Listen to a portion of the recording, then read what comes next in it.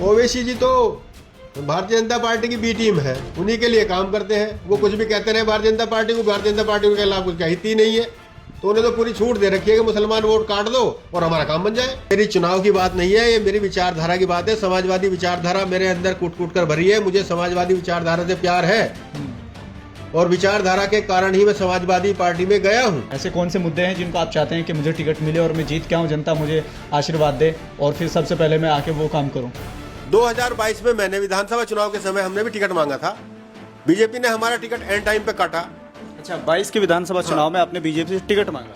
हाँ, 2022 में हमने विधानसभा का टिकट मांगा, बहुत मेहनत करी, जन समर्थन हमारे साथ में था।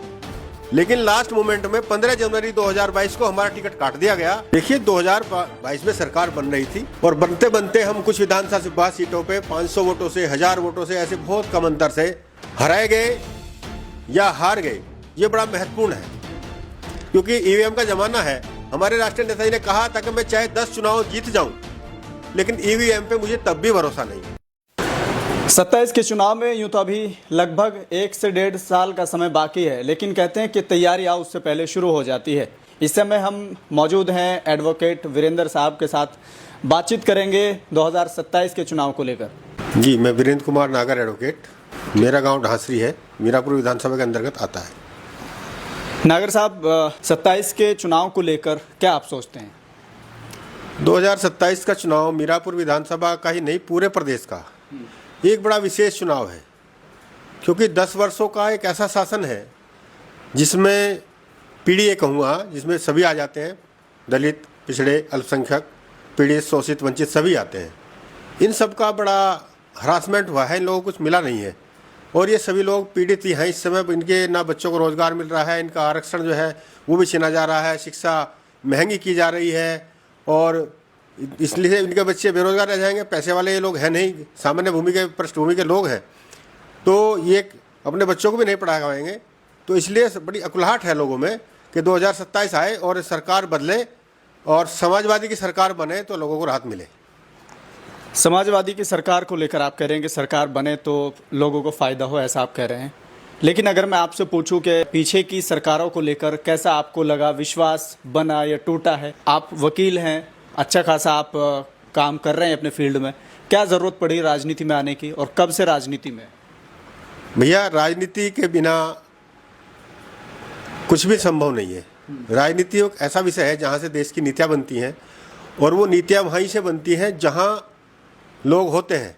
जो लोग होते हैं तभी वो नीतियाँ बना पाते हैं और जहाँ अपने लोग नहीं होंगे तो उनका कल्याण संभव नहीं है। मैं राजनीति में जहाँ तक बात करता हूँ, 2004 से मैं राजनीति में हूँ और मैंने अपना राजनीतिक कैरियर जो है वो भारतीय जनता पार्टी से शुरू किया था और मैं भारतीय जनता पार्टी में बहुत लंबे समय तक 2022 तक रहा भी हूँ। लेकिन मैं भारतीय जनता पार्टी से क्यों अलग हुआ, ये एक बहुत बड़ा महत्वपूर्ण विषय है। मैं आपको एक वाकया सुनाना चाहूँगा इसमें कि कहाँ से मुझे इस बात का पता चला कि हम गलत जगह हैं। 2019 में भारतीय जनता पार्टी की सरकार ने 69,000 शिक्षक भर्ती की वैकेंसी निकाली थी। उस वैकेंसी में हमारी बेटी ने भी एग्ज़ाम दिया था और हमारी बेटी ने वो एग्ज़ाम पास किया था। हमारी बेटी का एकेडमिक गुणांक 67.11% आया था। ओबीसी के लोगों को वहाँ 3.5% रिजर्वेशन दिया गया और जब हमारी बेटी वहाँ से बाहर हुई 69,000 शिक्षक भर्ती से, तो जो मेरे आंखों पे चश्मा चढ़ा हुआ था ना हिंदुत्व का, वो उतर करके दूर जा गिरा और मुझे तब महसूस हुआ कि यहाँ पे हम पिछड़े जो है ना, हमें केवल धर्म के नाम पर मूर्ख बनाया जा करके हमारी वोट ली जा रही हैं और हमें अधिकार नहीं दिया जा रहा है। तभी से मेरे मन में कटाक्ष आ गया था। उसके बावजूद भी मैं कुछ समय बना रहा।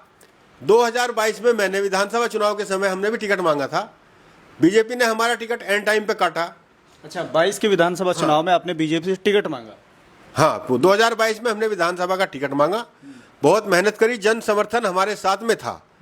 लेकिन लास्ट मोमेंट में 15 जनवरी 2022 को हमारा टिकट काट दिया गया और हमने तभी निर्णय कर लिया था कि यहाँ पे रहना हमारा बेकार है। कोई हमारा यहाँ कोई ना मान है, ना सम्मान है, ना ही यहाँ हमारा स्वाभिमान है, ना हमारे लिए यहाँ कोई पद है, ना प्रतिष्ठा है।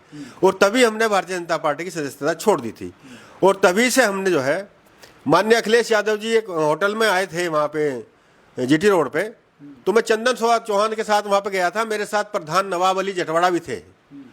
तभी हमने समाजवादी पार्टी ज्वाइन कर ली थी और हम तभी से समाजवादी पार्टी में काम कर रहे हैं।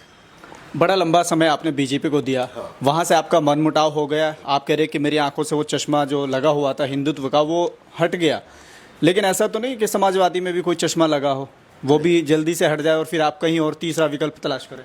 मैं समाजवादी पार्टी में इसलिए आया हूं कि समाजवादी पार्टी संपूर्ण समाज का और सब में एकता और समानता लाने का प्रयास करती है।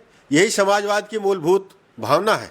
माननीय मुलायम सिंह जी आजीवन समाजवादी रहे, राम मनोहर लोहिया जी, जयप्रकाश नारायण जी ये चाहते हैं कि जो देश के संसाधन है ना, वो सभी संसाधन सभी में समान रूप से बराबर से उनमें सबकी भागीदारी हो, कोई ऊंच नीच छोटे बड़ाई समाज के अंदर ना हो, तभी समाजवादी समानता भाईचारा जो है वो बन सकता है। और अगर साधनों का वर्गीकरण जैसे आज हो रहा है पूंजीवाद की तरह हो रहा है, कुछ वर्गों को नौकरी मिल गई है, वही लोग उनका काम चल रहा है, वही लोग ठेकेदार हैं, सब कुछ जो है किसी वर्ग विशेष के रूप में एकत्र हो गया है, जिस कारण पूंजीवाद बढ़ रहा है और आम जनता, किसान हो, मजदूर हो, विद्यार्थी हो, जब भी सभी लोग अकुला रहे हैं और परेशान हैं।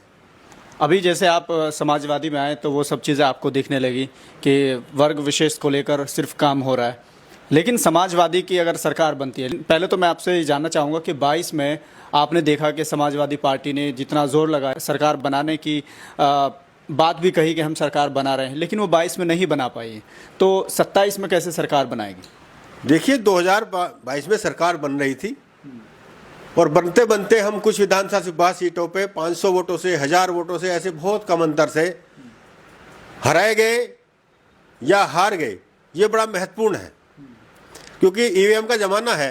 हमारे राष्ट्रीय नेता जी ने कहा था कि मैं चाहे 10 चुनाव जीत जाऊं, लेकिन ईवीएम पे मुझे तब भी भरोसा नहीं। तो ईवीएम पे लोगों को भरोसा नहीं रहा है। बैलेट से चुनाव हो तो ज़्यादा बढ़िया है, दूध का दूध पानी का पानी। ऐसे में जब यहाँ समाजवादी पार्टी 22 का विधानसभा चुनाव लड़ी और उससे 24 का भी चुनाव लड़ी, यहाँ पार्टी कामयाब नहीं हो पाई है, तो आरएलडी को आप कैसे देखते हैं? क्या वो खरा उतर पाए हैं जिस तरह से लोग सोच रहे थे? जहाँ तक आरएलडी की बात है, आरएलडी के 8 विधायक जीत पाए थे और उन्हें जीतने में समाजवादी पार्टी की और समाजवादी पार्टी के वोटरों की अहम भूमिका रही। आरएलडी अभी गठबंधन में चुनाव लड़ रही है।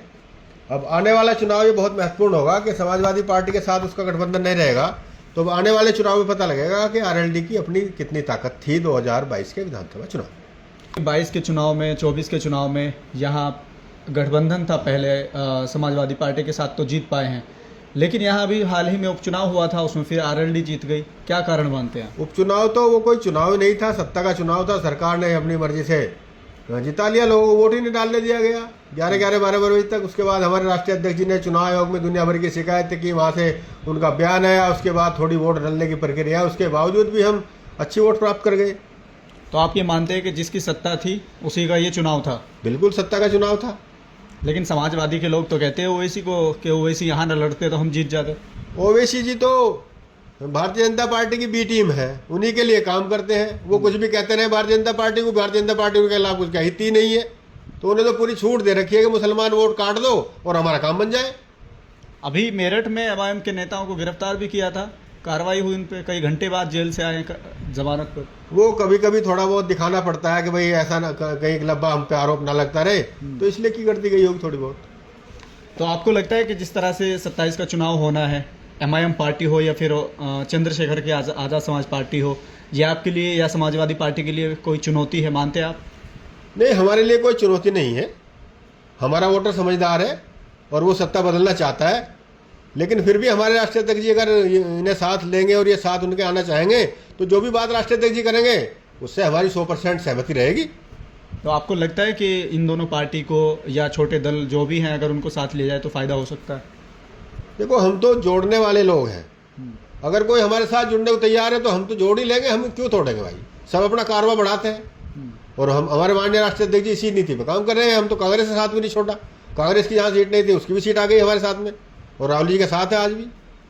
जैसे चुनाव आता है तो बहुत सी बातें शुरू हो जाती है। अब जैसे योगी आदित्यनाथ का अभी कहना है, एक बयान में उन्होंने कहा कि जिसको जो प्यारा होता है हम वो उसी में पैसा लगाता है, उसी की तरफ ध्यान लगाता है। तो समाजवादी को कहते हैं कि कब्रिस्तान में ज़्यादा पैसा लगाती थी, हम लोग मंदिरों में लगाते हैं, शमशान घाट में लगाते हैं। भैया हमारे लिए तो मुसलमान भी इतना ही प्यारा है, हिंदू भी इतना ही प्यारा है, ईसाई भी इतना ही प्यारा है, सिख भी इतना ही प्यारा है, यहूदी भी इतना ही प्यारा है। हमारे लिए तो सब भारतवासी समान है, एक नज़र से देखते हैं हम तो सबको। हमारे लिए तो सब प्यारे हैं। वो योगी जी अगर कह रहे हैं कि भाई मुझे मुसलमान प्यारा नहीं है, तो वो उनके कहना होगा, मैं इस बात से वो सहमत नहीं। भैया जो कह रहा ना कि अपना तो लवारा मराई दूसरे की भैंस मर गई, कुछ लोग ऐसे होते हैं जो जिन्हें ये नहीं पता होता कि हमें वो मुख्य उद्देश्य करना क्या है, हमारा मुद्दा क्या है, हमारा टारगेट क्या है। और वो टारगेट विहीन राजनीति करने वालों के ऐसे बयान है, वो दे सकते हैं ऐसे बयान। लेकिन अगर हाँ सत्ता बदलनी है तो उसके लिए तो समर्पण की भावना, मेहनत और बहुत कर्मठ होकर के लगना होता है, तब सत्ता में परिवर्तन आता है। तो अभी जैसे आपने कहा था कि ईवीएम से अगर चुनाव होता है तो मुझे विश्वास नहीं होता, ऐसा समाजवादी के नेता अखिलेश यादव ने कहा था। तो आप उस पर कितना विश्वास रखते हैं? क्योंकि 27 में चुनाव है और वो ईवीएम से होंगे। अगर ईवीएम से होते हैं तो फिर कैसे संभव है कि समाजवादी की सरकार बनेगी? मैं माननीय राष्ट्रीय अध्यक्ष जी के बयान से पूर्णतः सहमत हूँ कि उन्होंने कहा था कि मैं 80 की 80 लोकसभा सीट भी जीत जाऊं तो भी मुझे ईवीएम पर भरोसा नहीं है। तो ईवीएम पे मुझे भी भरोसा नहीं है। ईवीएम तो एक मशीन है और उसको जो कोई बनाता होगा वो सब कुछ कर सकता है उसमें। मशीन तो कोई भी हो उसी तरीके से काम करती है जैसे इंसान चाहता है। तो ना हमें भरोसा है ईवीएम पे, ना हमारे राष्ट्रीय अध्यक्ष जी को भरोसा है। जब ईवीएम पर बात होती है तो तेलंगाना का उदाहरण दिया जाता है, जम्मू कश्मीर का उदाहरण दिया जाता है। जब वहाँ ईवीएम गैर बीजेपी सरकार बनवा देती है तो फिर विश्वास क्यों नहीं है? सरकार बनवाना भी एक खेल हो सकता है कि कोई भरोसा, अगर ये दिखाना है कि भाई भरोसा ईवीएम पे बना रहे तो कुछ भी हो सकता है राजनीति में। ईवीएम सही नहीं है। अगर ईवीएम पे हम तब मान लेंगे जो वीवीपैट है उसकी गिनती 100% होनी चाहिए। जो वो एक केवल के एक उसका नमूना तैयार रख लिया जाता है कि उसकी काउंटिंग की जाती है, वो नहीं। फिर तो जितने भी मत पड़े हैं ना वो सारा उसकी वीवीपैट गिनती होनी चाहिए, तब पता लगेगा सच्चाई का। अब जैसे आप 27 का टिकट की दावेदारी आप कर रहे हैं तो समाजवादी पार्टी से आपको टिकट नहीं मिला तो आप क्या करें? क्योंकि आप बीजेपी को छोड़ के यहाँ आ गए हैं सिर्फ टिकट के बिना पर। तो क्या यहाँ अगर आपको टिकट नहीं मिलता है तो आप टिके रहेंगे समाजवादी में? नहीं, मैं टिकट के लिए नहीं आया हूँ। मैं समाजवादी विचारधारा से अपने राष्ट्रीय अध्यक्ष अखिलेश यादव जी की सबके प्रति समान और समर्पण की भावना से प्रेरित होकर, अपने विजनरी नेता के विचार से प्रभावित होकर समाजवादी पार्टी में आया हूँ। अगर मुझे टिकट देती है तो अच्छी बात है, क्योंकि मैं स्थानीय हूँ यहाँ का, मीरापुर का, और मैं सीट जीत सकता हूँ। सभी वर्गों में मुझसे मिला हुआ प्यार है और सभी वर्ग मेरे साथ हैं और सभी लोगों का मुझे वोट मिलेगा। कोई जाति हो, बिरादरी हो, धर्म हो, सब मैं बंधा हुआ नहीं हूँ, सब में मेरा वोट है। लेकिन अगर वो मुझे वोट नहीं देते हैं तब भी मैं अपने माननीय राष्ट्रीय अध्यक्ष जी के साथ कंधे से कंधा मिलाकर ऐसे ही खड़ा रहूँगा जैसा आज खड़ा हूँ। बीजेपी में लंबे समय से आप रहे और आपको टिकट नहीं मिला। आप कह रहे हैं कि मेरा जो चश्मा था हिंदुत्व का वो उतर गया है। तो समाजवादी में ऐसा तो नहीं कि आप समाजवादी में आए, कोई चश्मा वहाँ भी लगा हो, फिर वो चश्मा हटे और आप तीसरा विकल्प तलाश करें, ऐसा भी कोई है? मुझे कोई तीसरा विकल्प तलाश नहीं करना है। मेरा जितना अब आगे का शेष जीवन रहेगा उसे मैं समाजवादी पार्टी में रहूंगा। सब भी छोड़कर भाग जाएंगे तब भी अखिलेश यादव को छोड़कर नहीं जाने का हूँ, हमेशा उन्हीं के साथ रहूंगा। चुनाव से पहले अक्सर ये बातें कही जाती है, बड़े बड़े दावे किए जाते हैं, लेकिन जब कहीं मनमुटाव होता है तो ये सब चीजें एक साइड हो जाती है। ये मेरी चुनाव की बात नहीं है, ये मेरी विचारधारा की बात है। समाजवादी विचारधारा मेरे अंदर कूट कूट कर भरी है। मुझे समाजवादी विचारधारा से प्यार है और विचारधारा के कारण ही मैं समाजवादी पार्टी में गया हूँ। अच्छा, कौन से ऐसे मुद्दे हैं जो आपके सांसद चंदन चौहान या फिर मिथिलेश पाल आपके विधायक नहीं कर पाई हैं? ऐसे कौन से मुद्दे हैं जिनको आप चाहते हैं कि मुझे टिकट मिले और मैं जीत के आऊँ, जनता मुझे आशीर्वाद दे और फिर सबसे पहले मैं आके वो काम करूँ? मुझे सबसे पहले मीरापुर विधानसभा में गर्ल्स डिग्री कॉलेज राजकीय चाहिए, जो है नहीं। हमारी बच्चियाँ पढ़ने बहुत बहुत दूर जाती हैं। अच्छा अस्पताल चाहिए, सारी सुविधाओं का अस्पताल चाहिए, जो यहाँ है नहीं। और सारी विधानसभा के जो ग्रामीण परिवेश है, चाहे वो ननेड़ा से मुझेड़े तक का हो, चाहे वो महाराजनगर मजलिसपुर तोपीर से मोरने तक का हो, चाहे वो नूनी खेड़ा घटायण से मीरापुर का हो, और चाहे वो लालपुर रेहड़वा से रामराज तक का हो, इन सारे इलाकों में मुझे बस की सुविधाएं चाहिए। इन सब पे मैं काम करूंगा ताकि हमारे बच्चे पढ़ सकें। और आवागमन सुलभ नहीं है तो ना शिक्षा है ना विकास है, कुछ नहीं है। तो ये थे वीरेंद्र नागर जी, जो पेशे से एडवोकेट हैं और इस समय 2027 के चुनाव को लेकर समाजवादी पार्टी से टिकट को लेकर दावेदारी कर रहे हैं। अब देखने वाली बात यही होगी क्या 2027 में इनको टिकट मिल पाता है या कोई और दूसरा चेहरा इनकी जगह होगा। फिलहाल के लिए सिर्फ इतना ही। देखते रहिए भारत लाइव हिंदी।